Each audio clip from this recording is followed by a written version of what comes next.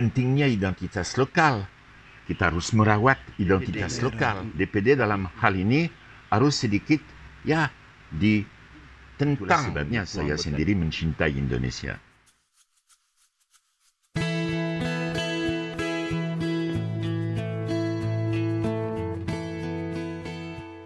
Semangat Bali. Netizen Indonesia kali ini mempersembahkan rubrik terbaru Bali Blow. Bali Blow Bali Blow artinya Bali yang berbunyi, Bali yang berbicara. Kali ini untuk edisi perdana juga memperingati Hari Ulang Tahun Kemerdekaan Indonesia tahun 2021, kita akan undang narasumber yang sudah lebih dari 40 tahun menetap di Bali dan sudah keliling Indonesia. Berasal dari Prancis, seorang antropolog yang banyak menulis kebudayaan Bali. Juga dikenal sebagai penulis seni rupa. Kali ini Dr. Jong Kuto akan kita ajak bincang tentang prospek Indonesia ke depan. Sebab saya membaca kolomnya Jong Kuto di Harian Kompas Jakarta, sangat menarik. Secara mengejutkan, Jong Kuto sangat yakin di dalam hipotesisnya bahwa Indonesia termasuk salah satu negara yang akan bertahan di masa depan. Selengkapnya kita tanya langsung ke Jong Kuto bagaimana paparan yang lebih luas, lebih jelas tentang kolomnya yang dimuat Kompas itu. Silahkan Jong. Ya, saya pikir kita harus menempatkan diri di dalam perspektif historis dan global ya. Bila kita bandingkan kondisi Indonesia sekarang ini dengan kondisi negara multikultur lainnya di dunia, kondisi Indonesia jauh lebih baik. Suku-suku, agama-agama hidup berdampingan secara damai. Tidak berarti memang bahwa tidak ada masalah, tapi merupakan satu landasan yang kuat. Bila kita melihat di lembaga-lembaga nasional Indonesia, misalnya kepolisian, misalnya peradilan, ketentaraan, pendidikan, dimanapun multikultur itu sesuatu yang tidak kita temui misalnya di India, di mana ada konflik potensial antara Islam dan Hindu. Sekarang ada Afghanistan, Pakistan, kacau untuk orang minoritas. Timur Tengah lebih parah lagi.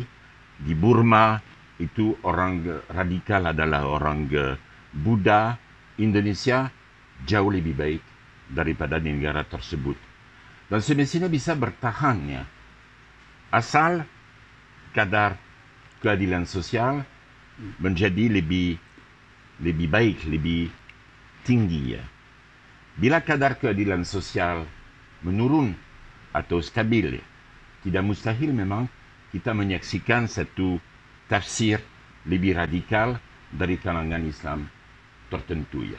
Maka tergantung bagaimana Indonesia akan dikelola selama puluhan tahun mendatang. Tapi saya sekarang ini relatif optimis ya. Bersama berapa negara kan? Indonesia, Brasil, dan Ethiopia. Kenapa itu? Memang Indonesia ada landasan ideologis yang tidak tunggal ya.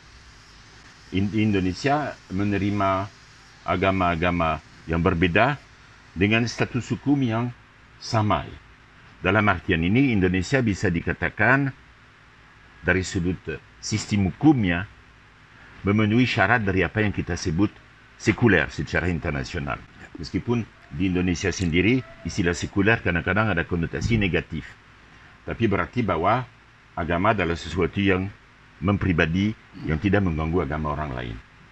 Itu merupakan Pancasila di situ, fungsi dari Pancasila Pancasila mengandung nilai-nilai global sebenarnya, tetapi dengan rumusan yang bersifat lokal.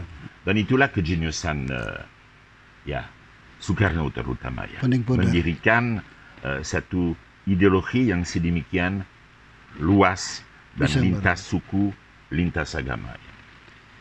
Kenapa di dalam tulisan itu Bung Jong menyebut Indonesia, Brasil dan Ethiopia? Kalau saya lihat ada perbedaan ya. Ethiopia sumber daya alamnya tidak sekaya Indonesia dan Brasil. Kemudian posisi Brasil dan Indonesia sebagai paru-paru dunia ya. Itu yang akan membuat masyarakat dunia menganggap dua negara ini penting. Tapi kenapa Ethiopia? Bisa nggak jelaskan plus minus komponen atau poin-poin yang membuat Jongkuto berkesimpulan atau hipotesis Jongkuto, tiga negara ini yang punya prospek masa depan yang bisa bertahan? Itu di dalam tulisan lainnya. Iya, artinya. Di mana saya membicarakan jauh ke depan, seandainya ada perang nuklir ya, yang akan tetap itu bertahan cuma segelintir negara ya. Jelas secara secara geopolitik ya, posisi Indonesia lebih baik daripada negara manapun ya. Artinya berada di luar pertarungan yang bersifat internasional. Ya. Indonesia ya. Apalagi Indonesia relatif dilindungi oleh lautan ya. Kalau kita bandingkan dengan Ethiopia, Ethiopia berada di bagian timur Afrika, meskipun juga punya satu peradaban yang cukup tua ya. Tapi di situ ada pertemuan antara Islam relatif radikal, itu kekristenan yang muncul di dalam bentuk Protestan yang baru, artinya macam-macam problem yang kita saksikan di Tigrea sekarang ini ya. Maka Indonesia jauh lebih baik. Adapun Brazil, ya Brazil negara besar, tidak ada tandingan di Amerika Latin, artinya cukup aman menurut saya. Oke, pemirsa, tadi Pak Jongkuto kembali menjelaskan dari beberapa tulisannya tentang prospek negara-negara yang akan bertahan di dunia ini seandainya sampai terjadi perang nuklir. Jong menyebut 3 negara, Brasil, Indonesia, dan Ethiopia. Kemudian kita kembali ke Bali. Langsung bagaimana posisi Bali terhadap Indonesia kemudian dunia. Sebab Jong pernah bilang Indonesia itu tanpa Bali itu sulit saya bayangkan. Maksudnya apa itu? Ya, karena secara simbolis ya, yang baru saya katakan ketika saya berbicara tentang Pancasila ya, itu Bali menjadi contoh konkret itu dari multikultur Indonesia ya. Dari tempat yang ditempati oleh minoritas di bangsa yang besar ini ya. Di mata dunia ya, Bali dan Indonesia itu terkait satu sama lain secara tak terpisahkan. Ya. Tapi di dalam perkembangannya Jong, terutama euforia reformasi ini, suara-suara yang dulu tidak kedengaran, tanda petik anasir-anasir radikal Bali itu, fundamentalis Bali itu sungguhnya mulai muncul. Itu mengkhawatirkan bagi saya yang berpikir nasionalisme. Ya, saya cukup setuju dengan Anda. Itu ada risiko memang muncul satu wacana radikal di mana agama ditumpangi untuk mengungkap itu masalah sosial. Ada risiko memang juga di Bali. Sekarang ini saya sama sekali tidak setuju dengan menyaksikan bagaimana agama masuk di dalam wacana politik Bali melalui PADI? Melalui apa namanya? DPD ya, DPD. Oh, Dewan Perwakilan Daerah. Ya.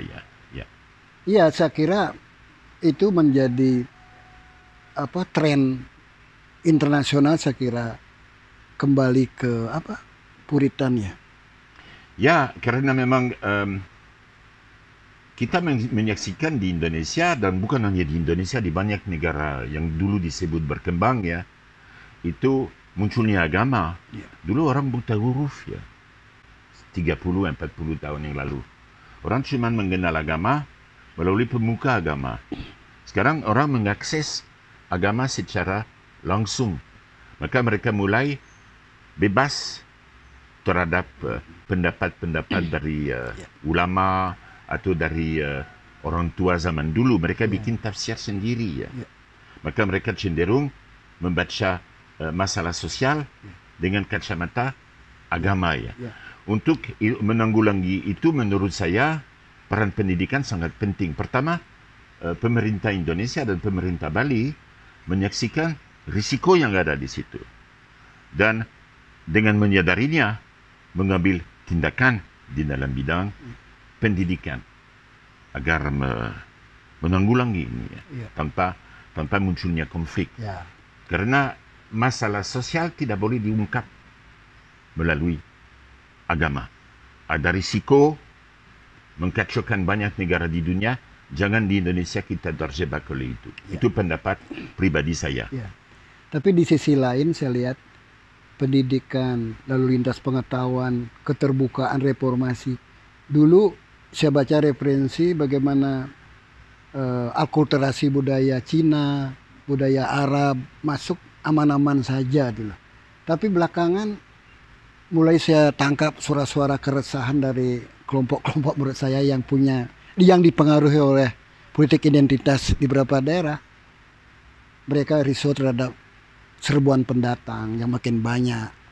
Bahkan ada teman yang ngasih data di suatu desa atau RT di Denpasar sudah banyak persentase penduduk pendatang lebih banyak dari itu, meresahkan mereka. Mestinya kan pemerintah daerah menyadari ini dan menyiapkan solusinya kan.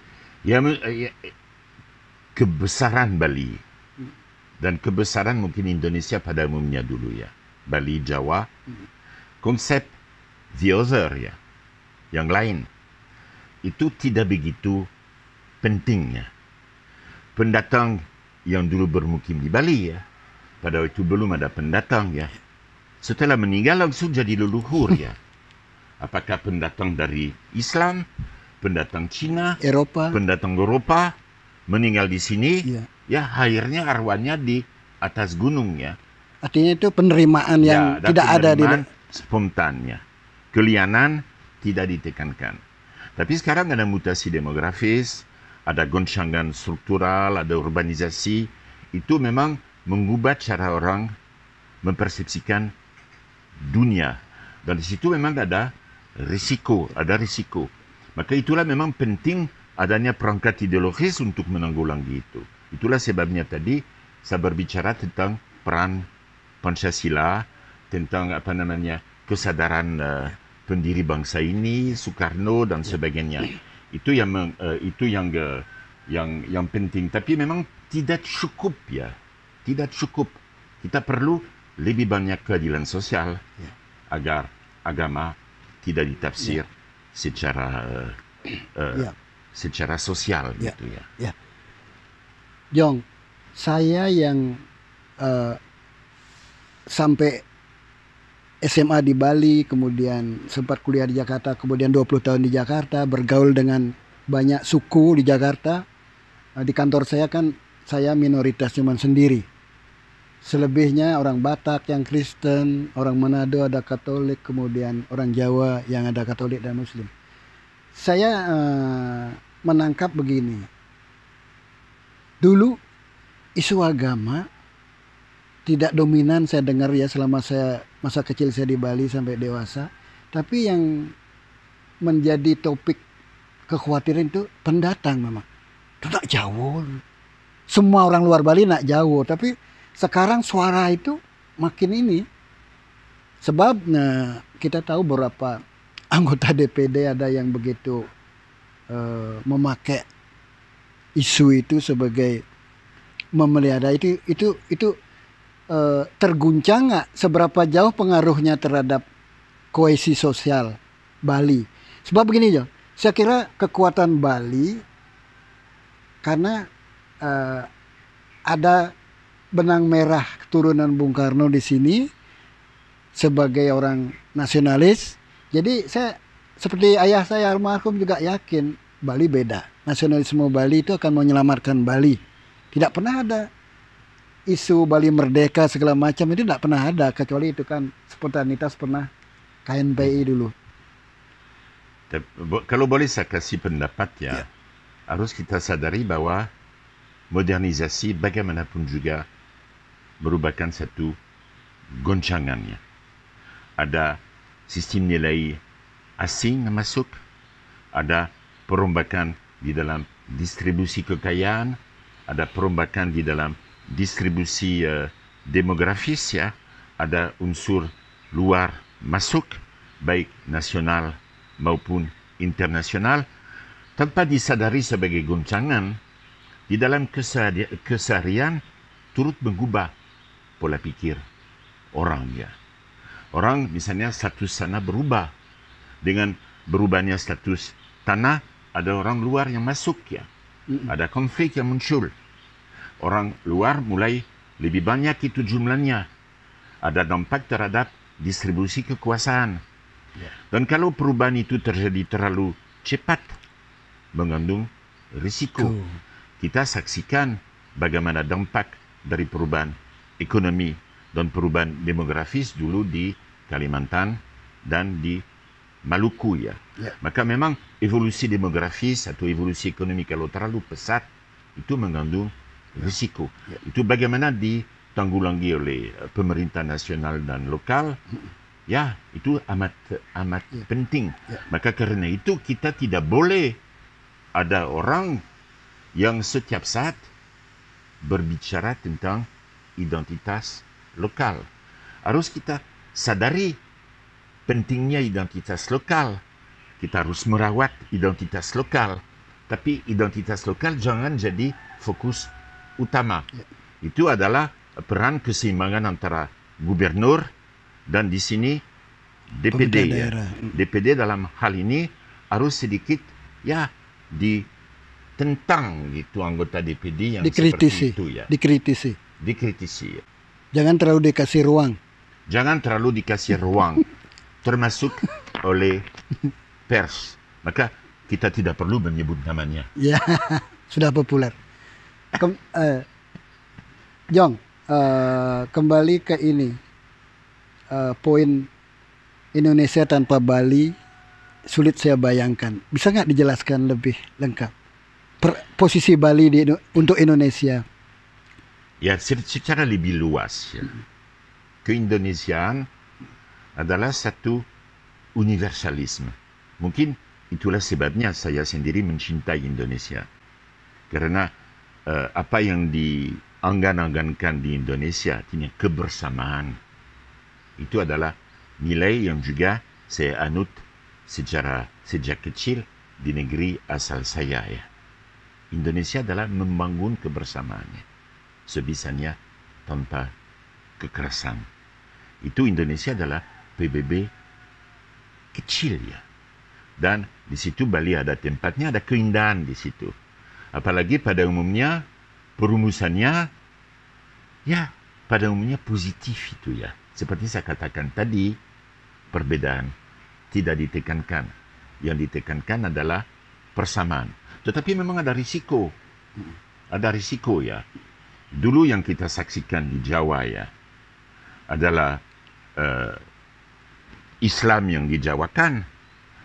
Jangan-jangan kita melihat sekarang itu Jawa yang diislamkan gitu itu yang itu evolusi variabel lokal agar tidak ada goncangan lebih makro selalu harus ditekankan. Demikian pula di Bali ya. Ya. Tapi ada wacana Bali yang ke India-Indiaan dan India masuk Bali, yoganya apanya itu kok ada begini. Kalau menurut saya, maaf kalau saya lari langsung sampai ke kesimpulannya.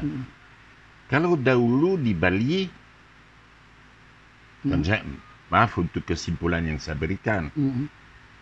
seolah-olah kaidah agama Mm-mm. tidak penting. Seolah-olah orang Bali tidak penting merumuskan apa itu ketuhanan. Kita tahu eksis, tapi tidak dirumus secara filsafati mutlak. Masih saru-saru gremeng gitu ya. Dan itu bagus ya.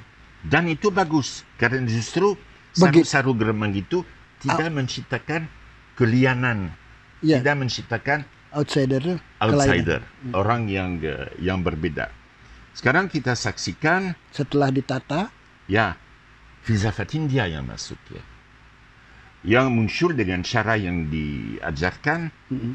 seolah-olah jadi kebenaran ya.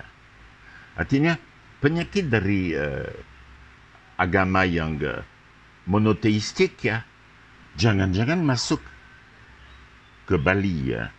Supaya segi saru-saru gremeng bertahan itu saya sendiri tidak anti ya. Dan saya ingat dulu di Sukawati pernah saya saksikan Mm-mm. penutupan satu pementasan wayang. Ketika wayang bilang, Mm. dalang bilang, yang paling penting bukan leluhur. Mm. Yang paling penting bukan widi, Tapi tetapi yang paling penting adalah karma. karma. Artinya Asli. yang dia katakan yang penting bukan teori agama, tapi perbuatan Ya. kita. Perbuatan. Itu sangat-sangat penting. Itu merupakan kebijakan lokal. Dan di situ kalau boleh saya nambah, kebijakan lokal di Bali dan kebijakan lokal di Indonesia. Karena di mana keunggulan Jawa dan Bali dulu ya? Ya. Wayang. Kalau wayang berarti agama disebarluaskan secara simbolis, ya, tanpa kaidah yang kaku, tanpa kemutlakan, sebagai simbol sesuatu yang memang saru-saru gremeng, tetapi yang memungkinkan memang pergaulan yang tidak konfliktual. Ya. Dan sekarang kita beralih dari proses penurunan pengetahuan yang berdasarkan wayang ke penurunan pengetahuan yang berdasarkan buku dan kaidah-kaidah normatif. Itu mengandung risiko, kecuali kalau risiko itu ditanggulangi di Ya. sekolah. Pemirsa, tadi ada istilah saru-saru gremeng karena Jongkuto kan sudah 40 tahun lebih di Bali, itu tahu diksi-diksi Bali yang unik itu. Saru-saru gremeng itu adalah apa? Antara ada dan tiada, gray area abu-abu. Ya. Saya kira kita masih ada waktu untuk session tentang refleksi kemerdekaan ini. Jong,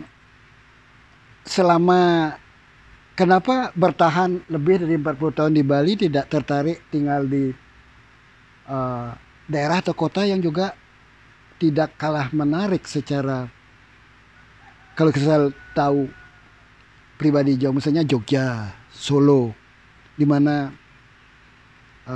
ekspatriat biasanya juga milihnya.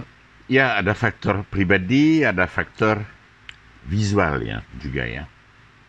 Dahulu pada waktu saya menginjak kaki pertama di Bali, Yang dengan ibu ya. keburukan di alam, di kota, di desa tidak ada Saat itu.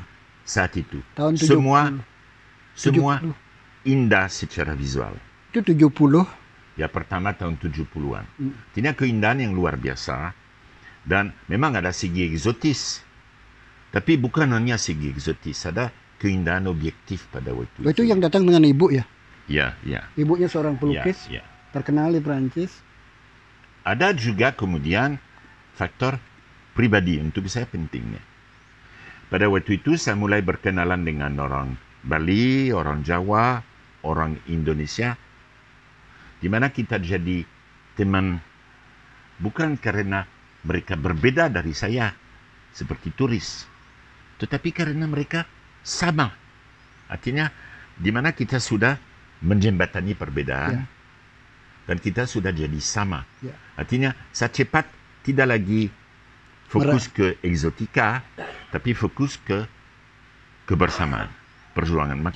Maka pemikiran seperti yang saya ada sekarang ini dengan Anda, itu dimungkinkan karena jaringan pertemanan yang saya dapat sejak dini. Jadi kuncinya penerimaan masyarakat Bali termasuk cepat, sehingga membuat Bali, Jong nyaman di sini gitu. Masyarakat Bali, non Bali, orang seperti Mas Abu, orang seperti Pak Usadi, Anda sendiri, artinya Gerson. Jaringan di mana kita tidak merasa berbeda, tidak merasa asing. Pemirsa, saya kira